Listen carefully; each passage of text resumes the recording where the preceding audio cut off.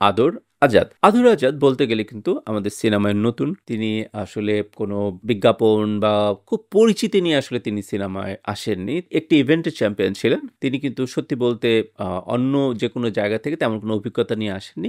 কিন্তু আদর আজাদের সবচেয়ে পজিটিভ বিষয় হচ্ছে যখন তাকে বড় পর্দায় দেখা যায় তখন মনে হয় যে তিনি অনেকটা built in, তিনি অনেকটা তৈরি। আমি একটা উদাহরণ দেই যে তিনি তার ১ম সিনেমা মুক্তি পায় 'তালাশ'। 'তালাশ' সিনেমাটায় কিন্তু তিনি একজন নেশাসক্ত রক স্টার। এই ক্যারেক্টারটা কিন্তু খুব কঠিন।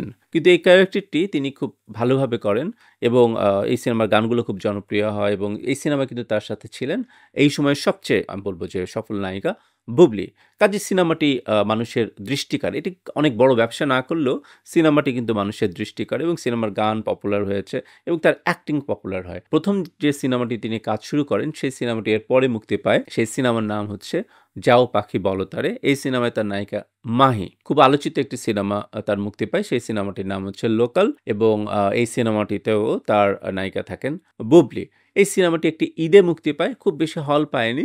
কিন্তু এটার ট্রেলারটা খুব প্রশংসা পায় এবং তার নাচও খুব প্রশংসা পায়। 'মাম্মারে মাম্মারে খেলা হবে' এই গানটি খুব পপুলার হয়েছিল। তার ডান্স স্টেপ খুব পপুলার হয়। 'লিপস্টিক' নামের একটি সিনেমা করেছেন তিনি পূজা চেরির বিপরীতে। তার নির্মাণাধীন সিনেমার মাঝে আছে 'পিনিক', 'টগর' এই সিনেমাগুলোতে তার সাথে দেখা যাবে পূজা চেরি এবং বুবলিকে। সব মিলিয়ে আদর আজাদের যে জায়গাটি আমি শুরুতেই বলছিলাম তাকে নিয়ে আলোচনা যে তাকে দেখলে অনেকটা একজন built in হিরো মনে হয়। তার মাঝে একটা অনেকে এই প্রজন্মের যারা তামিল সিনেমা পছন্দ করেন একটা লুক খুঁজে পান। সে কারণেও তার একটা দ্রুত পরিচিতি এসেছে। আরেকটি বড় কারণটা হতো তার মাঝে আমার কাছে ব্যক্তিগতভাবে তিনি যখন পর্দায় অ্যাপিয়ার করেন মান্না ভাইয়ের একটা ছাপ পাওয়া যায়। তিনি যখন প্রতিবাদের কথা বলেন তখন তাকে খুব কাছের মনে হয়। এটি হয়তো তাকে এগিয়ে নিতে পারে।